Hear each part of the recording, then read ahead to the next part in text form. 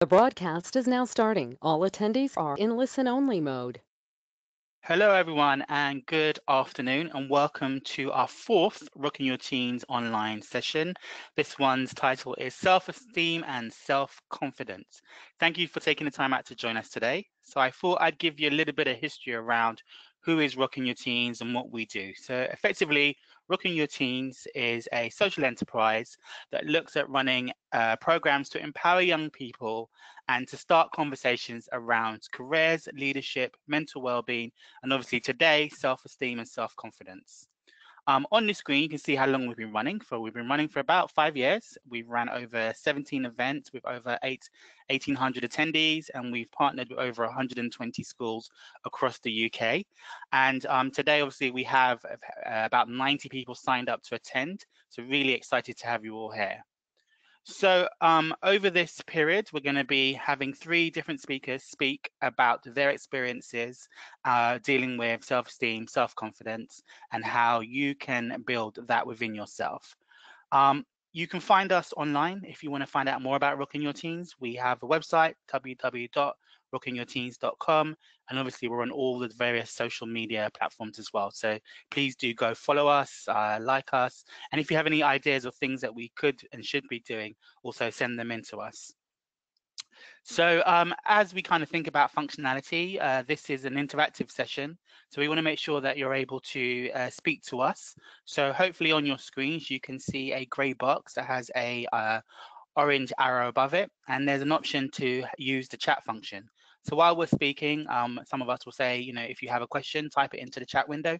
Please do take that option. And if while we have our speakers, if they have any questions, again, please do type that into the chat window so that we're able to I can ask them the questions on your behalf. You don't have to unmute yourself and speak today.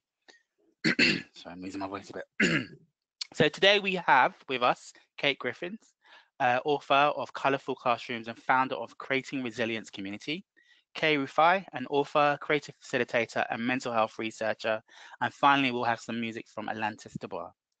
As I said, we want this session to be interactive, so please do take time to look at the functionality on the screen. And if you have any questions, do please type them into the chat window. We really want to hear from you and get your questions answered. It's not about us, myself, Kate, Kay, and Atlantis having a four-way conversation. It's about hearing from all of you. So just to get everything kicked off and for you to kind of see how the function works, we're going to open up our first poll. So we'd like to know who's on the line today. Are you a tween, teen, a parent, or a teacher? So while you're taking the time out to complete the poll, I thought I would give you a kind of overview of what the words that we're discussing today mean. So effectively, self-esteem is confidence in one's own worth or ability / self-respect. And then self-confidence is a feeling of trust in one's abilities, qualities, and judgment. So not only do you feel good, you're able to judge your abilities, your qualities, and your judgment. Really great. So hopefully you've all taken the time to answer the poll.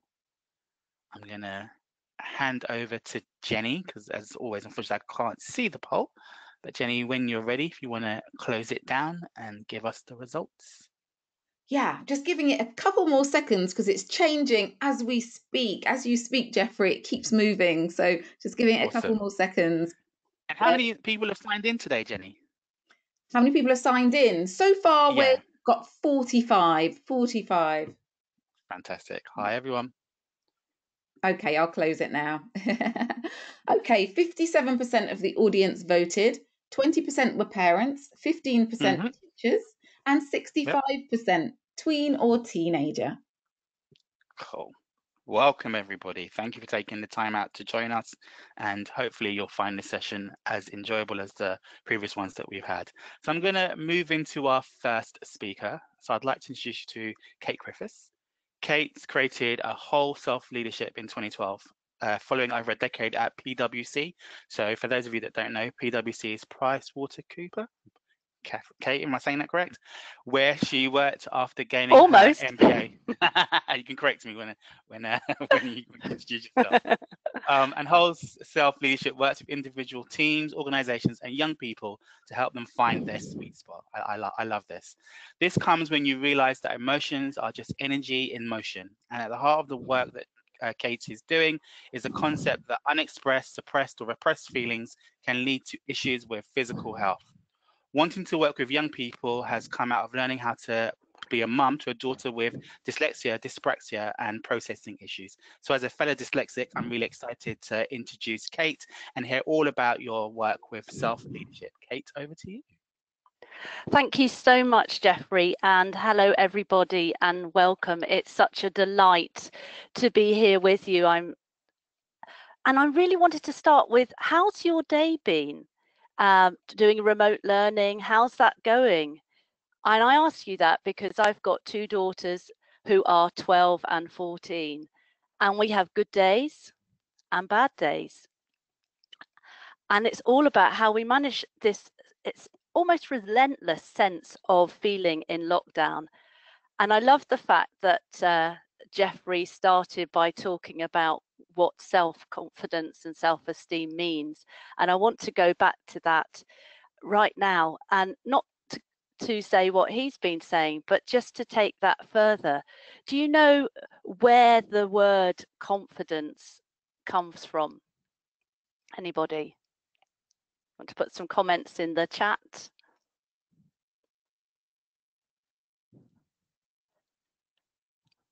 Okay, so confidence comes from Latin. It comes from two words, confides, and it means, as we were saying, trust and faith, and having faith and trust. So if we think about those words, what stops us from having faith and trust sometimes? It is things like fear. And I just wanted to share very quickly a story of my own of dealing with fear. One of the things that I am terrified of is I'm really afraid of heights. I've always had vertigo. And when I discovered that, I decided to learn to rock climb, because you have to go up really steep cliffs. And that was really hard. And I did do that. But most recently, I experienced the fear of heights when I was doing rope walks, the go ape thing, when you get up there and you go on the ropes and you're like 4 meters or 8 meters high. And the first time I did it, I couldn't complete it and I had to come down because the fear in my mind got the better of me.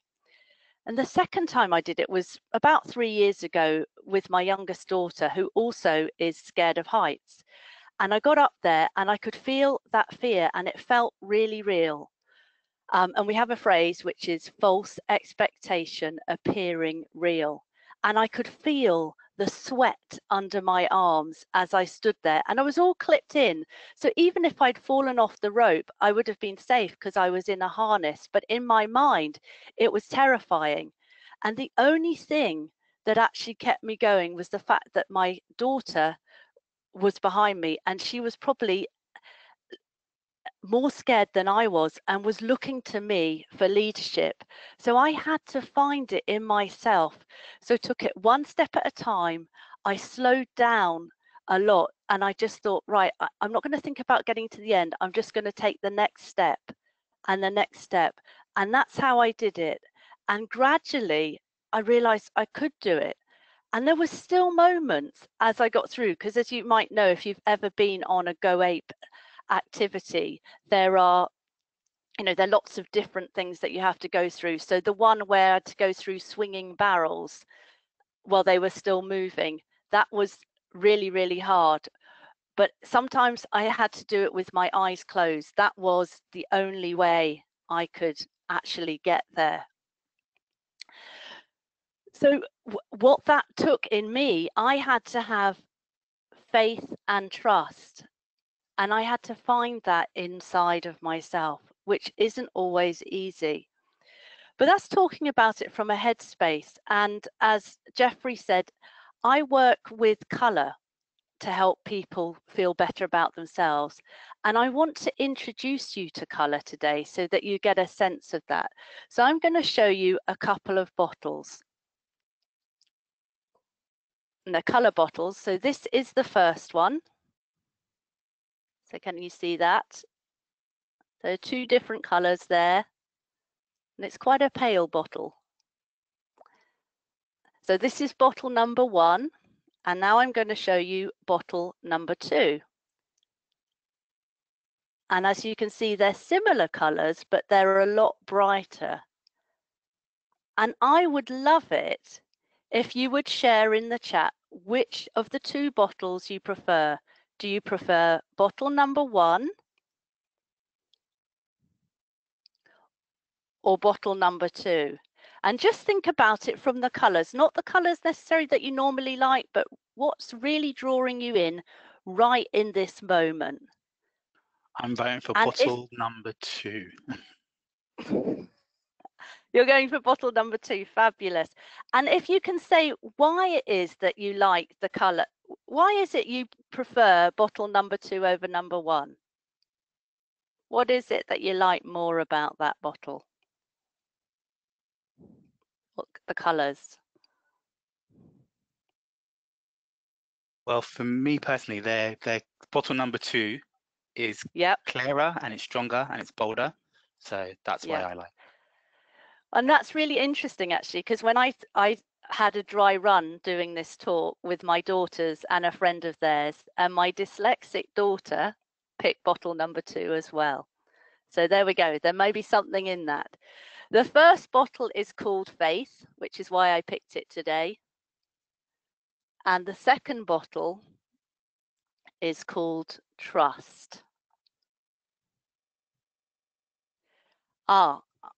And apparently there are lots of comments in the chat, but I can't see those to respond to.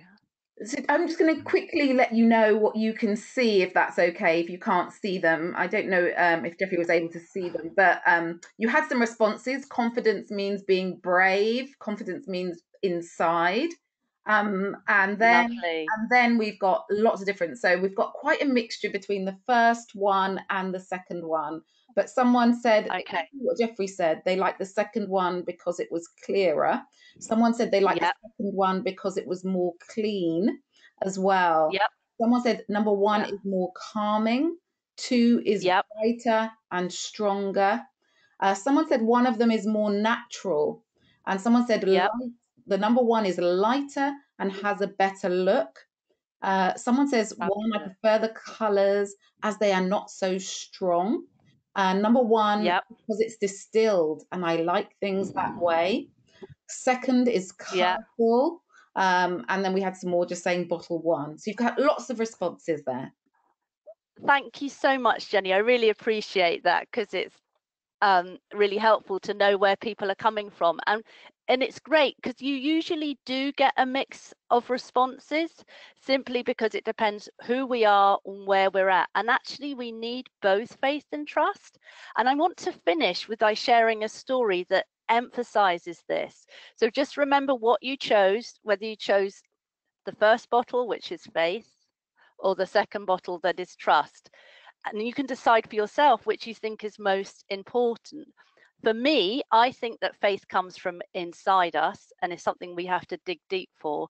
And trust is with other people.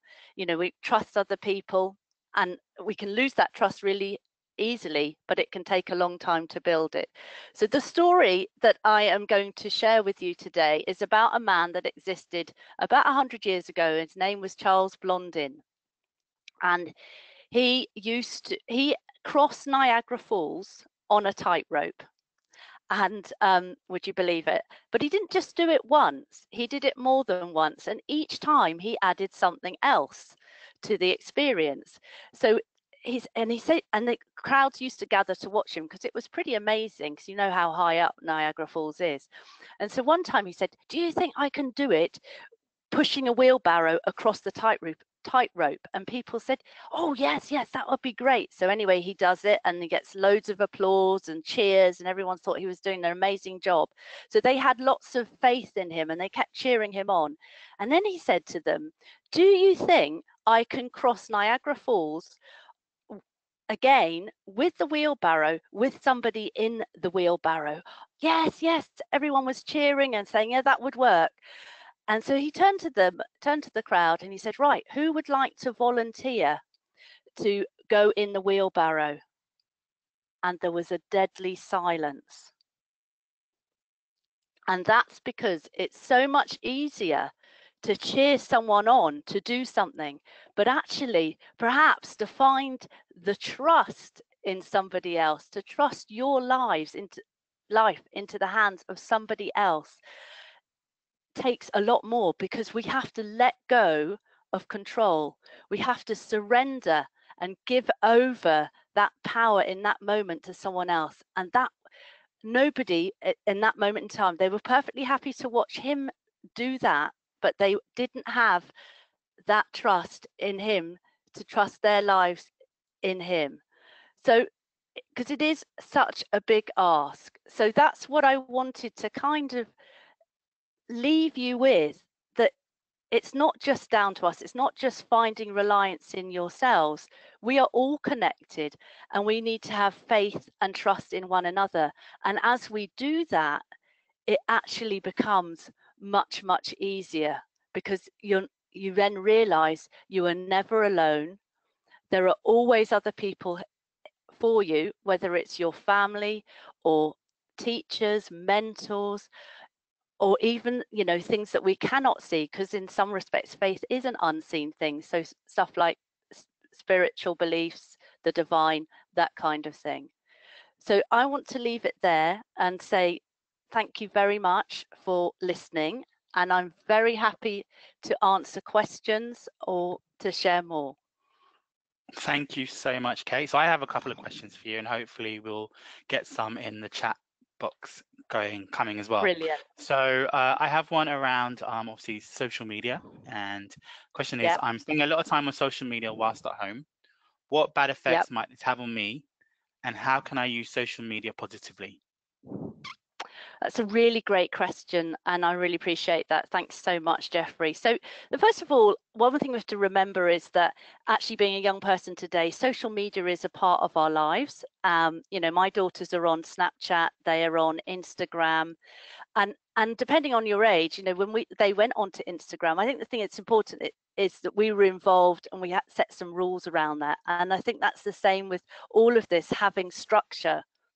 But the thing is it's any social media is addictive. The way it's set up, it's encouraging you to spend more time, especially if you're gaming, you know, to get to the next level, you have to do that, or to be in this, you have to do so many likes, or you have to send so many of this. And then you find suddenly from spending 10 minutes to 20 minutes, you're on there for an hour, 2 hours, half a day's gone by, and you aren't even aware of it. And what happens is we're not aware of how we feel. And then we get tired, or we get withdrawal symptoms, get grumpy and cross with our family, and like, why are you telling me I can't do this, and stuff like that. So it's about first recognizing, one, that it's addictive, but also how does it make you feel? And we can do this in a really logical way. The first thing we always say to people when we go into schools is just keep a journal. Notice, you know, no judgment, just notice how often you go on, how long you spend on what device, and do it over a week and see the difference. But also alongside that, just to yourself, notice how you feel about it, because of course there are some positive things. So for me, in lockdown, I've got a lot out of being with peers, doing Zoom calls, and, you know, being on other way and learning new ideas and stuff like that. So it's not all bad. There's a really good side to it, but it's how we use it and just being aware of how it makes us feel. And then sometimes maybe taking a step back and going, do you know what, I'm going to be really disciplined and not go on it, and just see how it feels. You know, treat it like an experiment, be a bit of a detective and have a bit of fun with it, and just see what happens. Fantastic. Really great advice. So we've got some questions in from the chat. So the first one is, how do you deal with alopecia hair loss? Because it's very scary for me. That's a really, really good question. And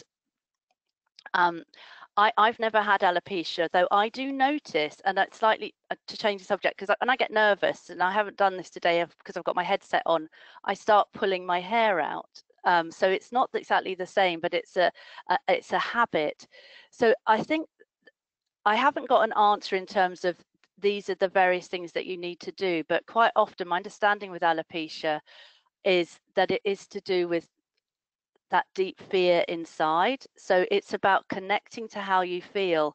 And what we're taught often in society is to ignore feelings. So if it's a bad feeling, I don't want to feel like that, so we distract ourselves by eating something or watching telly or doing, listening to music, doing something that we enjoy. And actually the best way to get to the core of how we feel is to be with that feeling, however uncomfortable, because then we can go through the feeling and come out the other side. But also it's like, if we're talking about fears, to know that I like the Sufi tradition, which says it's like a bird. Okay, so one wing of the bird is fear and one wing of the bird is hope. We need both. So fear is not wrong. As soon as we judge something, we put it into the shadow, we put it into a dark space. But actually fear sometimes stops us doing something stupid, like jumping off a cliff, or do something perhaps we shouldn't do, like walking down a dark alley. So fear can help us. So it's just maybe looking as well at what's our experience of it and how we feel about it. But this is a really deep topic, and I'm only touching on the surface of it in the time we've got. Cool. Thank you very much for that response. So thinking about your motivators, what is your greatest motivator? Oh gosh, that's a bit one. No, it's a big one, isn't it? I'm loving these questions. Okay, so for me, I mean, what I love is I love the work that I do, and seeing somebody get an insight and just seeing a new way of doing something, and oh right, oh I can look at it like that, and they suddenly have so much more in their life. That I absolutely love. But to make it really specific, like in lockdown initially, it was a bit like Groundhog Day, if you've ever seen that film, which is like, oh my God, everything happens the same all over again, and is it ever going to end? And what helped me, and what I wanted to share perhaps here, is structure. And I am very disciplined, but what I do every morning is we go and do, we start off doing Joe Wicks, but it's often for quite a bit younger children, and my girls weren't so keen. So we now do a workout with Chloe Ting, who's quite a well-known YouTuber.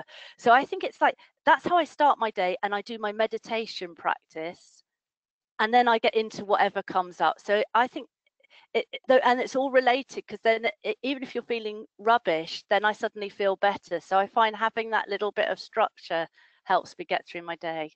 Cool. And then our final question for you is, I feel people judge me for being very loud. Is it bad to be hyper? Do you know what? I'm really glad that you asked that question, because I have a very loud laugh, which you actually haven't heard yet, Jeffrey, but it's really well known. And I got told when I was about 12 or 13 by my own mother that it was too loud and I was out of order. And I stopped laughing for a long time because it really hurt, because I loved my mum. And I thought, well, maybe I'm an idiot and I'm a clown. And actually my laugh is really infectious, and it's what endears people to me. So I don't think you can ever be too loud. And I just saw something that Jenny said on the chat. Can I just quickly say something, Yeah, Jeffrey? yeah, I think you were the same thing as me, so go for it. It was relating to the alopecia, and if I misunderstood the question, I do apologize. I wasn't entirely sure where you were going, but I quite understand, obviously. Do you know what it reminded, if you have cancer, you lose all your hair, and so there's something around actually making it a feature. And by that I mean maybe getting some really beautiful scarves that you can then wear as a headdress or something like that. So you're turning it around and twisting it around to actually be a feature about who you are, rather than sort of worrying about what it is. So if that's what you're thinking about. And just on a practical note, I brought this because I wasn't sure we were going to get something on body image. This is as you can see, an olive green spray, which is one of the sprays that I use. And you just basically do a little spray on your hands and rub your hands together. I'm sharing this. It's called Wood. It's got a very beautiful musky smell, but the point of it is it's the spray that I use with people when they've got body image issues, in terms of, and I have a meditation that I give clients just to visualize it in a different way, because that can help, because there's something in our mind. Our mind doesn't know the difference between negative and positive. So it's this concept of fake it till you make it. So it's like, actually, do you know what? See yourself as incredibly beautiful, because it is a statement. The fact that you don't have any hair, that makes you special. And so that's where I go to on that. I would agree. I lost my hair when I was quite young, and it was a sad moment. So definitely, you just got to just rock it with pride. Yeah, absolutely. And one last thing on that: my husband has no hair, right? He is bald, and he was bald from the age of 21, and I didn't meet him till he was 28, and I still married him, and I love him today, nearly 20 years later, and it never even crossed my mind. Thank you so much, Kate. Stick around. We'll probably have some more questions for you as we get to the end of the session. But thank you so much for sharing your Thank you, Jeffrey. thoughts and opinions. Thank you. Really enjoyed it. Bye now. Bye. So we're going to move on to another poll question, and before we introduce our next speaker. And our question now is, what are you going to appreciate most when you return to school? And you can choose up to 3 options. So for me personally, looking at the poll, I kind of felt that what I would be kind of appreciate most about going back to school would be seeing my friends. Because at the moment, I know that we can't really hang out with our friends that don't live in our houses, which has kind of been a little bit hard for me because I'm just here with my husband locked in our house between just the 2 of us. So I'm really looking forward to being able to go out, see my friends, go back to the gym, and probably go to the cinema or do something outside of being in the house. So yeah, that's my kind of thought there. So, Jenny, what are you looking forward to? Well, when I go back, do you know what? I'm a weird person. I'm not missing a thing. And I'm actually loving being at home. And yeah, there's something, I'm just really, really comfortable. I know it's really terrible. You're not missing school dinners or? I'm not missing a thing in this world. It's my birthday on Thursday, and everyone's saying to me, "Poor thing, it's lockdown birthday," and I'm just like, "Yeah, I'm really happy. I'm going to order a takeout, and it's going to be great." And I think I've recognised my inner introversion. I quite like it as long as my the people in my home are with me. I'm happy. Yeah. Okay, 51% of people have voted. Votes are still happening, but shall I close the poll? Yeah, let's close the poll. Okay. Here we go. So I don't know if you can see it, but 5% said they miss school dinners. 57% said they miss friends. 24% miss sports and extracurricular, and 14% miss routine. So friends is what people miss. And if I'm honest, I miss friends too. Yeah, me too. So we're going to move on to our next speaker. I'm going to just click through our slides here.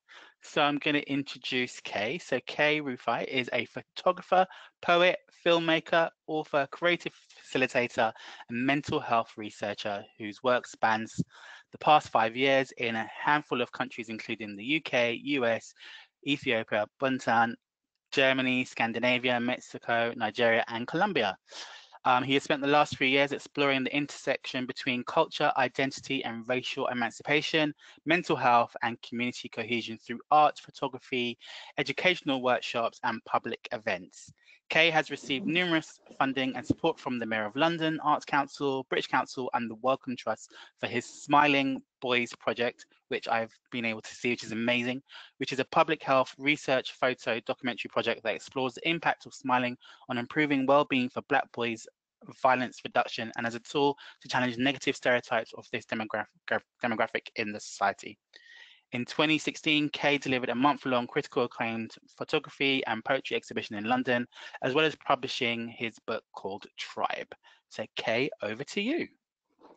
Thank you so much for having me. I'm super glad to be here, but obviously there's a twofold feeling, just understanding the general context of what's happening in our society at the moment. being a Black man and working a lot with a lot of Black boys and understanding the lived experience that this impacts. So I feel like that also ties very closely to what we're going to explore today around the idea of self-esteem, because as Jeffrey and Kate also highlighted, what self-esteem is essentially how we feel about ourselves, but also what things can actually impact that, which is beyond, sometimes beyond ourselves. Often that could be impacted by a lot of things, from your parents to the school to the society and environment that you live in.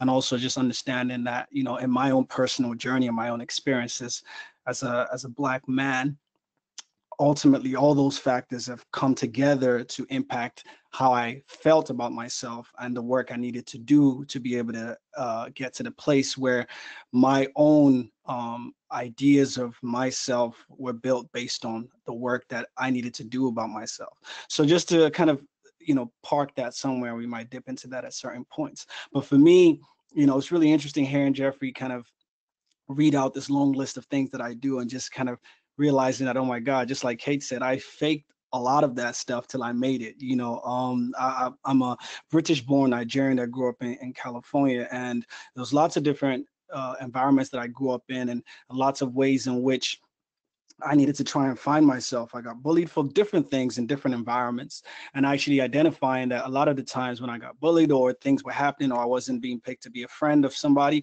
I always took that personally, because I felt like that meant that I'm not worthy, or I'm not valuable of friendship, or I'm not valuable to be a part of a group. But what I started to realize, that I always looked for this validation outside of myself. I looked at the validation based on what my mother would think about me, or what my friends would think about me, or what the teachers would say about me, which inevitably is how we all start. Because just like Kate mentioned about what her mother said about her laughter, you know, that's somebody that is the closest to you, and you know, hold the most reverence for those people and love. So you think if they must say something, it must be true. And those things have such a deep layer of impact on us. But getting to the point where, you know, as a teenager, I loved playing basketball. I was pretty good at it, but I never loved to wear shorts when I played basketball. And I grew up in Los Angeles, which is a very hot city. And I always wore trousers because I was scared that people would laugh at my very skinny legs. I have the most non-existent calf muscles you can ever imagine. So at the teenage years of mine, I always wore trousers and never, you know, I wanted to wear shorts. But evidently, because of the heat of the city that I was in, there was times where I always had to wear shorts, and people would be like, "Oh my God, Kay, skinny legs, Kay, and you know, how do you stand up with those skinny legs? Ha ha ha!" And they used to really impact me. And I'd be like, "Shut up! Don't mention my skinny legs." And it got to the point where, you know, I realized how it started to impact me so much. I stopped playing basketball. I never really wanted to go outside in the summer days to actually hang out with friends, because I was always super conscious of the fact that my legs were so skinny. And it got to the point when I eventually realized that actually I'm really great at basketball. I'm one of the best in the school. I could dunk, I could run really fast, I could do all these amazing dribbles. So actually, the fact that I do have skinny legs must also have a positive impact on why I'm so good at playing basketball. And there was that penny moment, that penny drop moment, where the perception of my legs shifted, because I looked at my overall self and thought, I'm really great at basketball. I'm really athletic. I'm doing all these amazing things, which other people are unable to do, even with their amazing calf muscles. So clearly, having these non-existent calf muscles must not be the worst thing in the world, because I was getting trophies. I was, you know, being revered as one of the best basketball players in the school. So when I started to realize that, I realized that actually my legs did not change. I never was able to go to the gym at that age, or even if I did, I doubt that my skinny legs would change, because they still haven't changed now. So I realized that the only thing that changed was my perception of those legs, not me, not my legs, not the other people. But when I went back to play basketball in the summer after this kind of penny drop moment, they still said the same things. And I'll say, yeah, my legs are skinny, but I'm probably the best player here, right? I could dunk over you. I could dunk over everybody in the school. So I know you wish really you had legs like mine. And then when people started to see that, them saying skinny legs K didn't stick on me and didn't give them the desired results, which was the negative crying and running away and stop playing basketball, which was the result that they got from me the year previous. So they realized that there's no fun in this anymore. Me saying K, skinny legs K, doesn't have the desired impact. So I need to go and find somebody else who has a low self-esteem, so that when I say these things, it impacts them and it makes me feel good about myself. So the first question I'm going to ask is, do we think a person who then makes us feel bad about ourselves feels good about themselves? That's why they're making other people feel bad.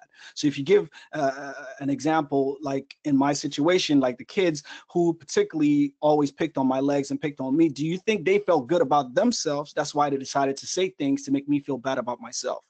Well, the short answer to that is no, because ultimately they are also suffering from self-esteem. And I'm sure from low self-esteem. And I'm sure a lot of us have heard this saying before, that hurt people hurt people.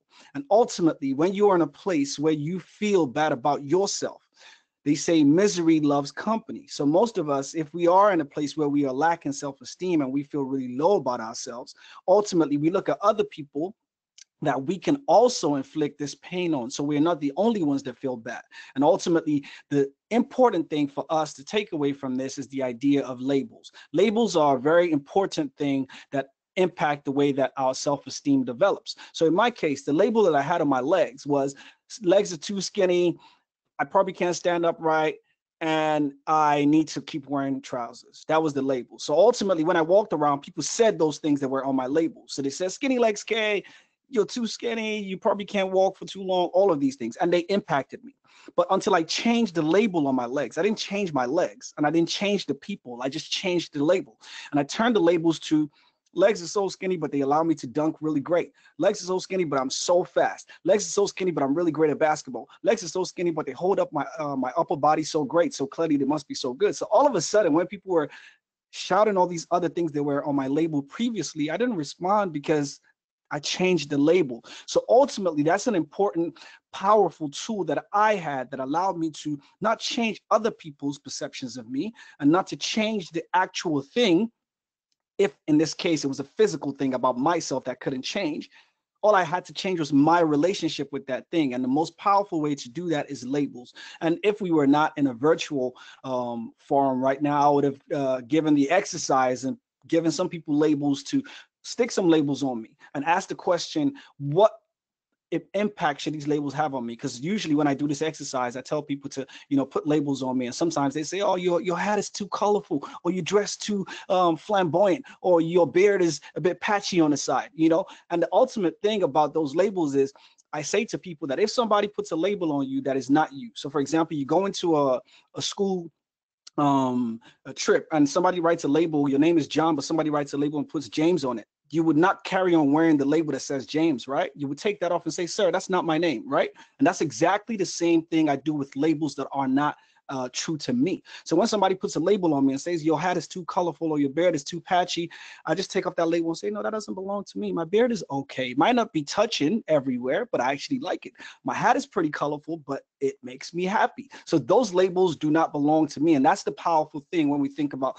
self-esteem, taking the power, because the whole idea of the word self is about understanding that you have the power, not anybody else, to improve your self-esteem. So you have to take the responsibility by denouncing labels that do not serve you positively, even if it's from your parents, even if it's from your best friend. Say to them, actually, my laugh is pretty amazing, and as Kate said, really endearing to a lot of people. So it might make you feel uncomfortable, but that is not my problem. So this smile and this laugh, I will keep wearing because it's true to me. And that's the power that I think is important for us to start to take ownership of in challenging the ways in which people dictate how we feel about ourselves. And another thing, just to kind of round up with us, is to be able to understand that on this journey of changing the labels around, I needed to do certain things. And a lot of the things I needed to do was to write positive things every day about why my legs were great.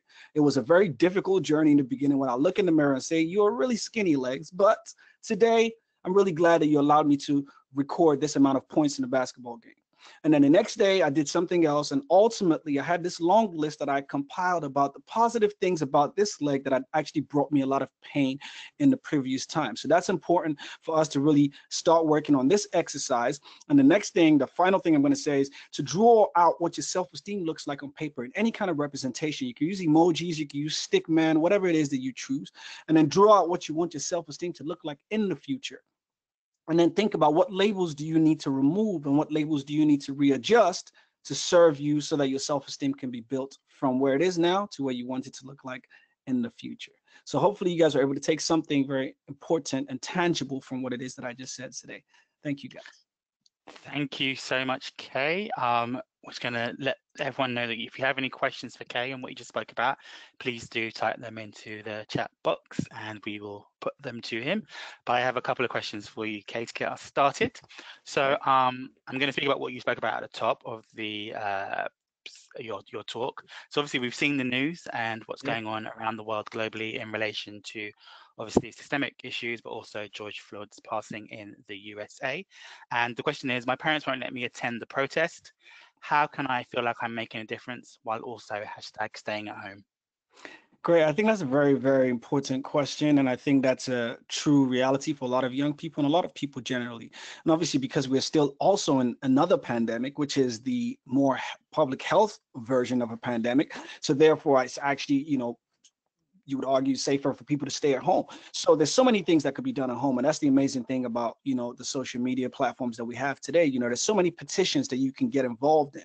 We think about, just like you highlighted the George Floyd petition, it's got over, 10 to 12 million signatures so far, which have obviously put a lot of pressure on the judicial system to be able to put together some higher charges and arrest other officers. So there's so many other petitions in terms of even on a local level, there's so many things here in terms of better representation in the MPs in your local community, how you can sign those petitions, how you can sign petitions about defunding police in terms of using excessive forces and things like that, and sending riot gear to America. There's so many petitions out there that you can sign. There's also very day-to-day things in terms of bringing up conversations with your friends and family around race and around inequality and systemic issues, either in their places of work, in their friendships.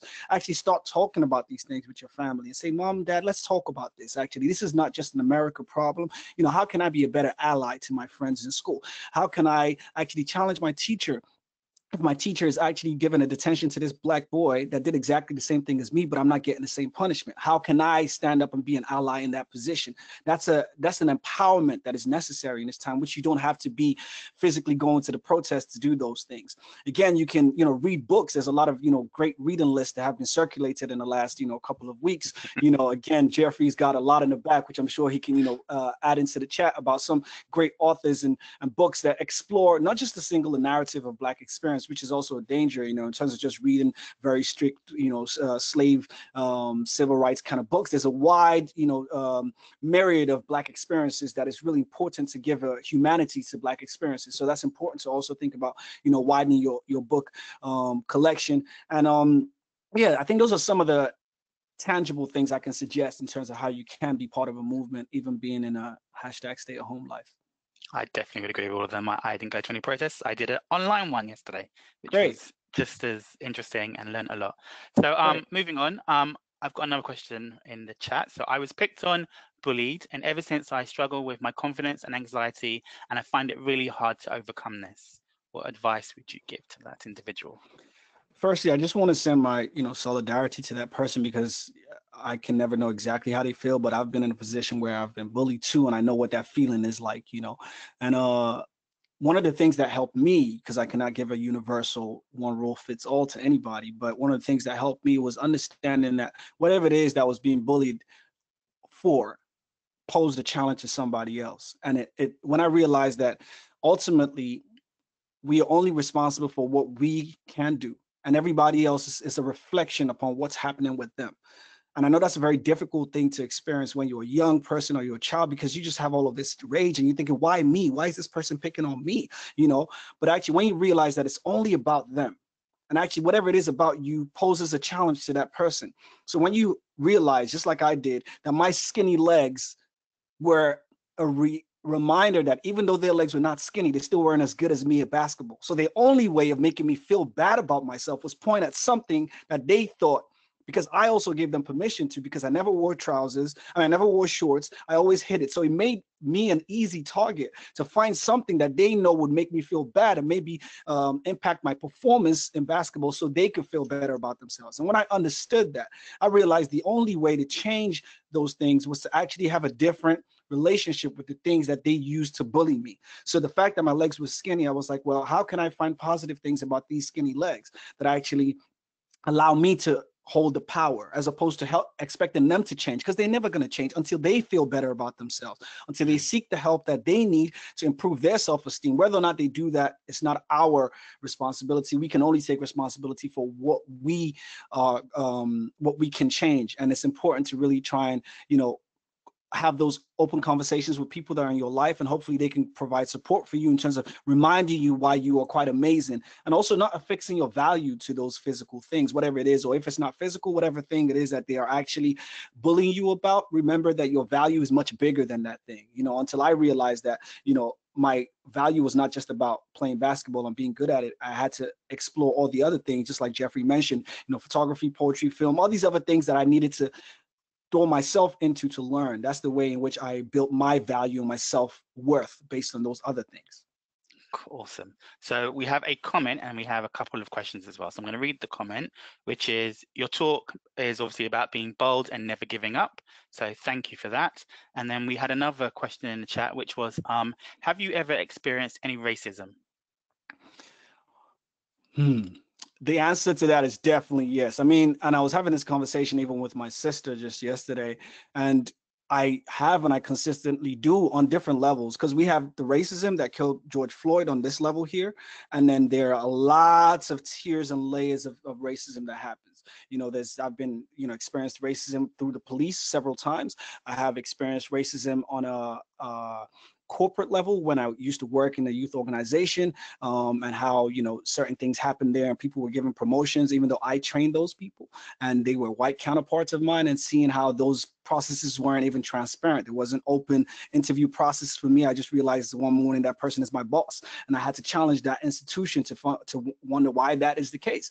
And lots of other, even on an interpersonal level, having people follow me around in stores and shops because I am in a shop where most of the cheapest things are worth £1,000 or whatever, and there's an assumption that I cannot afford that. So there's multiple layers of these things that have happened to me on a regular basis. And just because of the work that I do, especially being an advocate for young people, I find it such an important thing for me to always raise these situations. Just like recently, I took a bunch of young 14-year-old Black boys to a reputable art institution, and there was a lot of racially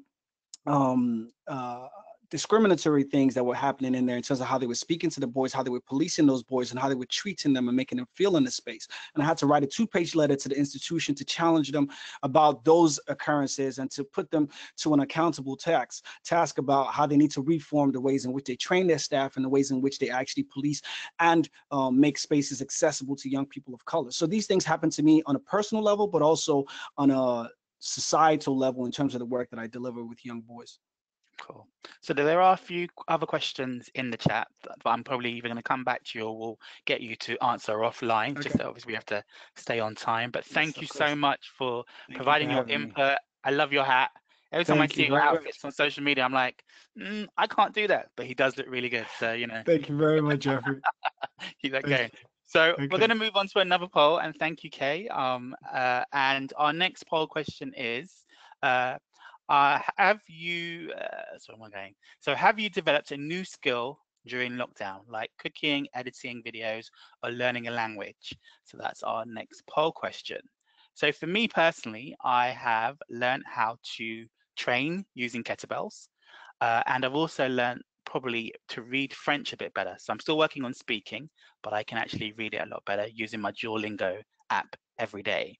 So yeah, those were the kind of skills that I've picked up during being in lockdown. And also, I'm going to just quickly scroll through our questions to see if there's anything else that someone said. No.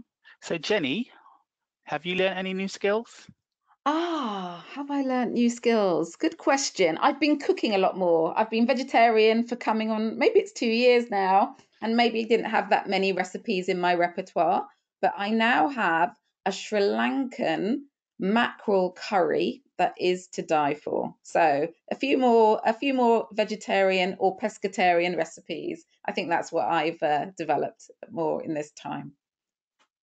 Awesome. So do you want to close our chat and see?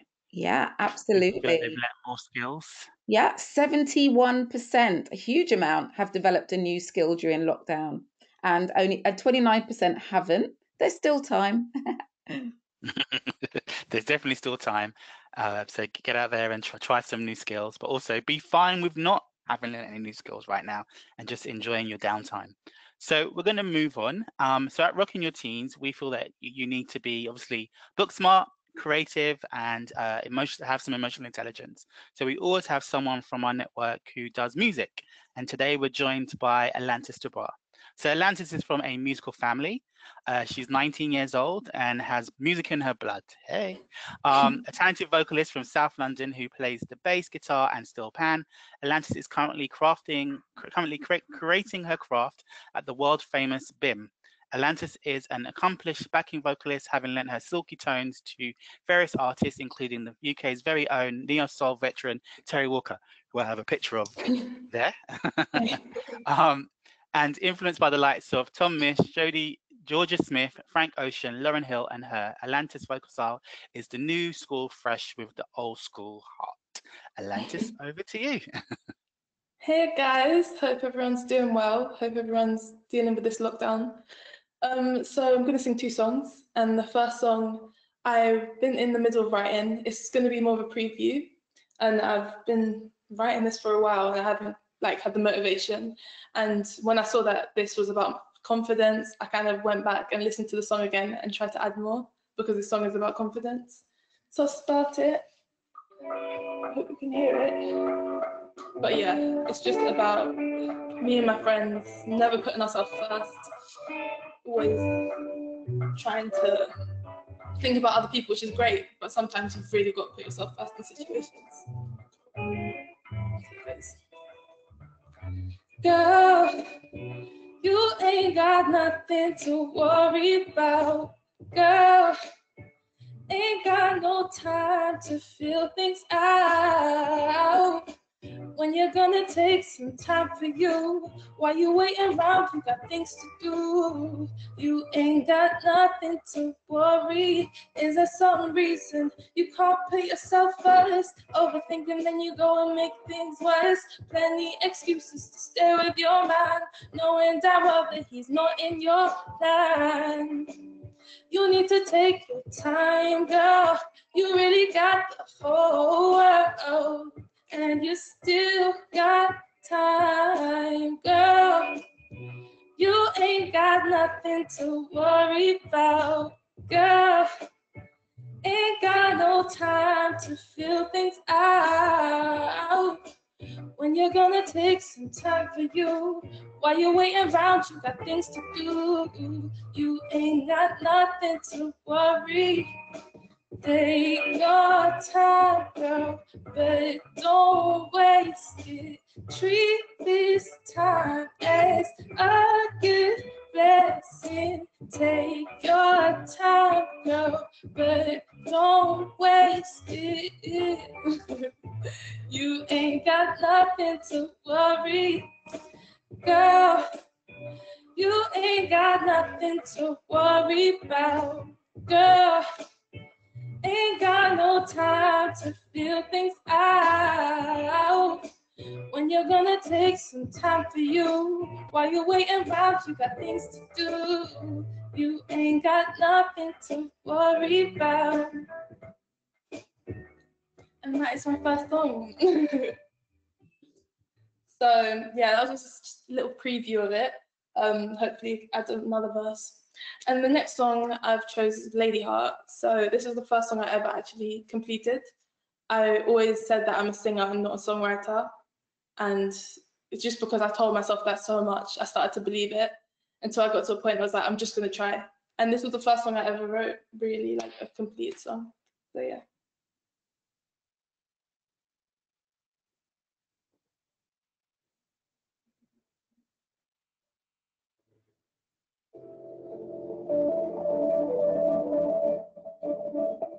I just wanna know where you coming from. I just wanna know where you coming from. I just wanna know where you coming from. Trying to take my heart, my little lady heart. I just wanna know where you coming from. I just wanna know where you coming from. I just wanna know where you coming from. Trying to take my heart, my little lady heart. Funny accent when you talk, but I like the way it sounds when you're with the invite. So confused to what we are.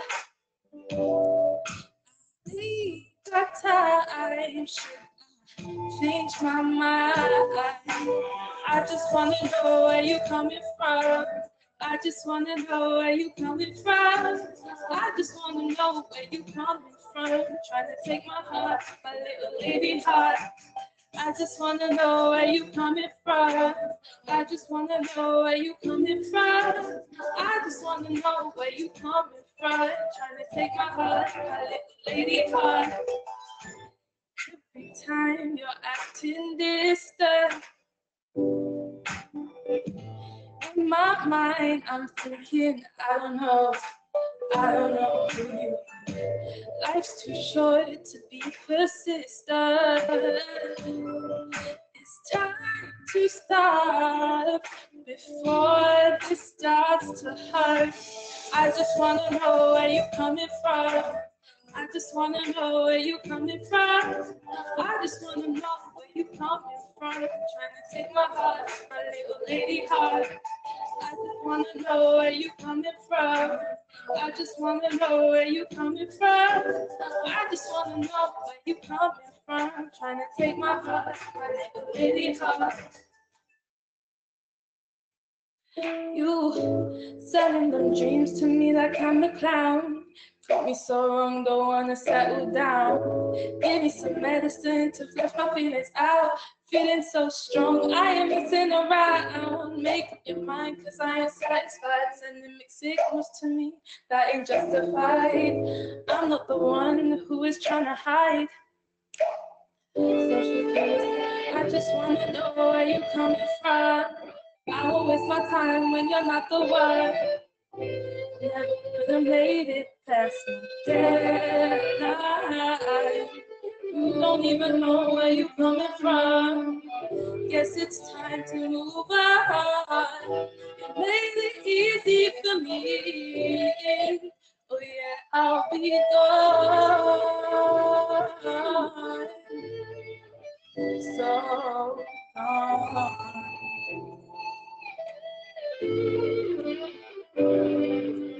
I just wanna know where you coming from. I just wanna know where you coming from.